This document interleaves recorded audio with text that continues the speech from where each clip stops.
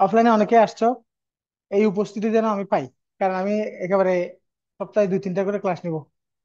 Target হচ্ছে আমাদের 25টা ক্লাসের মধ্যে টোটাল জিনিসটা শেষ করা। এখন অনলাইনে যারা আছেন আপনাদেরকেও স্বাগত জানাচ্ছি। আজকে গুলাকে আক্ষরিক করতে কাজে লাগানোর মতো ইনস্ট্রাকশন দেওয়া। অ্যাকচুয়ালি আমরা সিএস রিটেনের যে সিলেবাস সিলেবাস কেন্দ্রিক কথা বলবো। সিলেবাস কেন্দ্রিকই আমাদের প্রিপারেশনটাকে এগিয়ে নিয়ে যায়। এক্ষেত্রে পজিটিভ জায়গা হচ্ছে 35 থেকে 45 পর্যন্ত যে কয়টি রিটেন পরীক্ষা গেছে, প্রশ্নের যে কাঠামোটা অলমোস্ট একই ছিল। কাঠামোতে তেমন বড় ধরনের পরিবর্তন আসে নাই। এই জন্য কোন একটা আইটেম নিয়ে অনেক বেশি ভ্যারাইটির দরকারও আমাদের পড়ে না। অলমোস্ট সবগুলো শিটই রেডি আছে, মানে শিট করব পরে দিব এই টাইপের কিছু না। আমি সবগুলা রেডি করে নিয়ে বিসমিল্লাহ করে শুরু করছি। এই ধরুন আমি র্যান্ডমলি একটা লেকচার শিট খুলে দেখাই। 11 নাম্বার। তো 11 নাম্বার লেকচার শিট হচ্ছে লেকচার 11। বিষয় কি? Summary writing. তো সামারি রাইটিং এর কিছু নিয়মাবলী আমি এখানে ইনক্লুড করেছি, প্র্যাকটিস দিয়েছি। এখানে কিছু জিনিস দিই নাই, এগুলো আমি বুকে বলবো। কারণ হচ্ছে কিনা, ওগুলো দিলেও তুমি অত মন দিয়ে পড়ে এটাকে ব্যবহার করা অনেক সময় সাপেক্ষ। তার চেয়ে বরং আমি জিনিসগুলো প্র্যাকটিক্যালি দেখাবো। তাহলে এটা হচ্ছে একটা আইটেম গেল। এখন আমি আরো একটা জিনিস তোমাকে র্যান্ডমলি দেখানোর জন্য, যেমন ধরো আরেকটা দেখাই র্যান্ডম জিনিসগুলো যে সাজানো কিভাবে। তুমি তুমি জাস্ট পড়বা সেন্টেন্স বিল্ডিং। তো সেন্টেন্স তৈরি করা, এটাও আবার রিটেনে পড়ানোর বিষয় আছে। পড়ানো না, তুমি জানো, পরীক্ষা উপযোগী করে তোমাকে রেডি করা। কিছু জিনিস আছে তুমি আগে থেকেই ভালোভাবে জানো, কিন্তু পরীক্ষায় নাম্বার তোলার জন্য কৌশলগুলোর সাথে অভ্যস্ত করানো। যেমন সেন্টেন্স তৈরি করা এই ব্যাপারটাকে বিসিএস কিভাবে গুরুত্ব দিয়েছে তুমি এক নজর দেখলেই বুঝবা। যেমন দেখো, এটা হচ্ছে 45-এর প্রশ্ন, এটা বানান ভুল। এটা 45-এর, কারণ এই 44-এরটা আরেক রকম। 44-এর প্রশ্ন আসছে দুইটা। সেন্টেন্স তৈরি করো, সেন্টেন্স তৈরি করো, দুইটা প্রশ্ন। 43 সেন্টেন্স তৈরি করো, দুইটা প্রশ্ন। 41 সেন্টেন্স বানাও, দুইটা প্রশ্ন। দেখো 4 নাম্বার এবং 5 নাম্বার দুইটা প্রশ্ন। 40 সেন্টেন্স বানাও, দুইটা প্রশ্ন।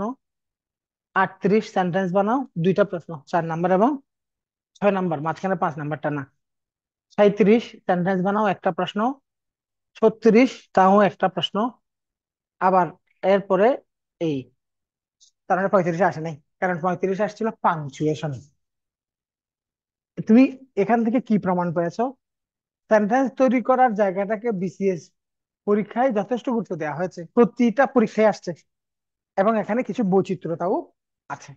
তারপরে এই জিনিসগুলো আনার পরে এখানে আমি কিছু আবার প্র্যাকটিস রেখেছি একটা কারণ তোমাকে সেন্টেন্স মেকিং গুলা ওপেন দিবে না। সেন্টেন্স মেকিং গুলো দিবে বেসড অন প্যাসেজ। একটা দেখাচ্ছি মাত্র। যেমন দেখো 3 নাম্বারে আমি আরেকটা লেকচার দেখাই। লেকচার 3। লেকচার 3-তে এসে আমরা দেখবো transformation of parts of speech. এটাও কিন্তু সেন্টেন্স মেকিং এর মতো, শুধুমাত্র 45 আসেনি।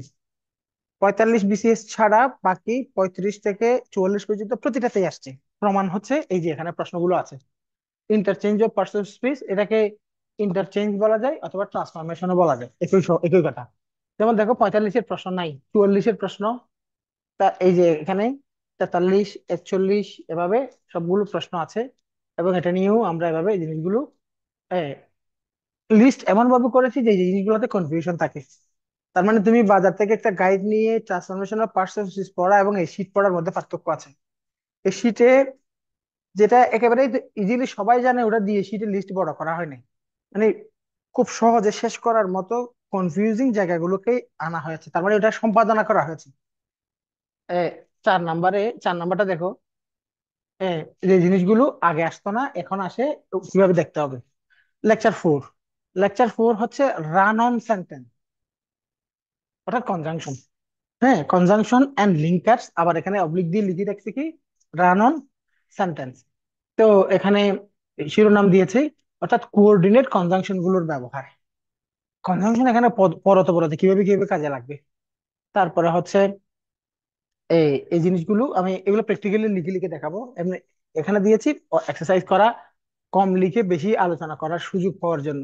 ধরো 13 নাম্বার। 13 14 থেকে 16 পর্যন্ত একটা লেকচার শিট। মানে লেকচার শিটটা বড় হবে, এটা এমনিতেই বড় হবে কারণ এটা রচনার শিট। হম। তো এখানে এ কি কি জিনিস আলোচনা করা, দেখো দেখো এই টপিকটা দেখলে বুঝতে পারবে যে আমি কি জিনিসগুলোকে, এই জিনিসগুলোকে নিয়ে আমি কিভাবে ভেবেছি এবং পরীক্ষার সাথে তোমাকে কিভাবে রেডি করানোর একটা প্ল্যান আমার আছে। এসআই নিয়ে আমার একটা ক্লাস কি তোমরা করছিলা? এসআই নিয়ে ক্লাস অনেক, আমার ক্লাস অনেক ভাইটাল ক্লাস, একটা ক্লাস রিটেনের দুইটা ক্লাস লাগবে। মানে এসে কিভাবে লিখবা ওটার স্ট্রাকচারটা থ্রো করার জন্য 2 ঘন্টার দুইটা ক্লাস প্রথমে নিব। তারপরে এসে আমি দেখাবো ডেসক্রিপটিভ এসেতে লেখাগুলো কিভাবে লিখবে। দেখো, আর্গুমেন্টেটিভ এন্ড সিচুয়েশনাল রাইটিং, এটাতে তোমার লেখার মেজাজটা কিরকম হবে। তো জিনিসগুলোকে ইজিলি আত্মস্থ করার জন্য কোন জায়গায় সাবজেক্ট কিরকম হবে, কোন ধরনের কানেক্টর গুলো ব্যবহার করবো, ওগুলো নিয়ে। এবারে 45-এ একটা রচনা আসছে বায়োগ্রাফিক্যাল এন্ড বায়োগ্রাফিক্যাল এসে আসছে একটা, অর্থাৎ যুদ্ধাহত মুক্তিযোদ্ধার জীবনী নিয়ে একটা রচনা লিখুন। তো এই জন্য এই টাইপের রচনা যদি আবারও আসে তাহলে আমরা কিভাবে লিখবো, কারণ একটা বায়োগ্রাফির মেজাজ এবং একটা আর্গুমেন্টেটিভ লেখার মেজাজটা এক না। হম। বায়োগ্রাফিটা এবং বায়োগ্রাফিতে কোন কোন পার্ট গুলো অবশ্যই ইনক্লুড করা লাগবে, এরকম একটা ব্যাপারও থাকে। এই জন্য তারপরে এখানে পাশাপাশি আমি দেখাবো অর্নামেন্টস অফ রাইটিং, লেখার যে কি অলংকার গুলো কোন কোন টাইপের। দেখা যাচ্ছে 10টা মাত্র শব্দ, এই শব্দগুলো সম্পর্কে তোমাকে একটু পরিচয় করিয়ে দিলে ওই লেখাটার মধ্যে বিভিন্ন জায়গায় এগুলো ব্যবহার করে তোমার গতানুগতিক লেখাটা স্মার্ট লেখায় রূপান্তরিত হবে। এই ধরনের ব্যাপার। প্রবলেম রিলেটেড আছে, এটাই পরীক্ষা আসলে আসবে বেশিরভাগ। এই উপরের দুইটার সেও এটা এটা ইম্পর্টেন্ট, কারণ সবসময় প্রবলেমই আসে। এখানে আমি আর একটা পার্ট আলাদা রেখেছি, রাইটিং উইথ ফ্রেজাল এক্সিলেন্স। কিছু চমৎকার কিছু ফ্রেজ আছে যেগুলো পরিস্থিতি অনুযায়ী ব্যবহার করতে পারলেই পরে অর্ডিনারি লেখাটা এক্সট্রা অর্ডিনারি লেখায় রূপান্তরিত হয়। হ্যাঁ। অর্নামেন্টস অফ রাইটিং, একই জিনিসের পুনরাবৃত্তি, জাস্ট একই রকম বিষয়। তারপর হচ্ছে ওপিনিয়ন রাইটিং, লিটারেরি রাইটিং। এগুলো জাস্ট এক্সট্রা হিসাবে রাখলাম কারণ ওগুলো বিসিএস অনেক বেশি লাগবার মতো এরকম এসে কম আসে। তবে ওপিনিয়ন রাইটিং জানলে সুবিধা হবে, কারণ অনেক সময় এমন কিছু এসে আসে যে এসে গুলোতে তোমার মন্তব্য জানতে চাইবে। মানে তুমি কিরকম মনে করো, জাস্ট ফর এক্সাম্পল বাংলাদেশের প্রথম law and order situation handle করার জন্য তোমার মন্তব্য লিখো। তাহলে অথবা law and order situation handle করার জন্য রচনাটাকে দুইটা ভাগে ভাগ করলে সেকেন্ড পার্টে তোমার নিজস্ব ওপিনিয়ন সাজেশন। তো এই সাজেশন মূলক কথাগুলো কিভাবে উপস্থাপন করা উচিত, এই বিষয়গুলো আমরা রচনাতে নিয়ে আসব। এবং কিছু বেসিক রচনা আমি এখানে রেখেছি, কিন্তু আরো এখানে আমরা রচনা বেশি দিব না।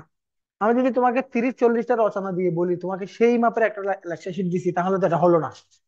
আমার রচনার লিস্ট যদি 5টা হয় তাহলেই হবে স্মার্ট। সেই 5টা দেখে কাজের কাজে গেছে। তবে বিসিএস এর মতো এত বড় এত কম্পিটিটিভ পরীক্ষার জন্য আমরা অত বড় রিস্ক নিব না, আমরা এটাতে রচনা 10 থেকে 15টার মধ্যে চলে যাবে।